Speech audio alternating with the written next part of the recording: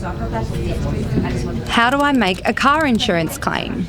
The short answer is you get in touch with your insurance company. If you have a comprehensive third-party fire and theft or third-party property-only policy with Youi, there are 3 ways you can lodge a claim. You can either log into our website or lodge through the Youi app or over the phone. The process for making a New South Wales or South Australia CTP claim is a bit different. Give us a call or check the CTP pages on our website for details. However you lodge a claim, it's handy to have a few things ready. You will need your Youi policy number, confirm you're the policyholder, or an authorised person on the policy. Provide details on when, where, and how the accident occurred. Provide your best contact number in case we need to call. From there, our claims team should be able to get things moving. For more information on how to make a car insurance claim, check out the claiming section of the PDS, or give us a call and we can answer your questions.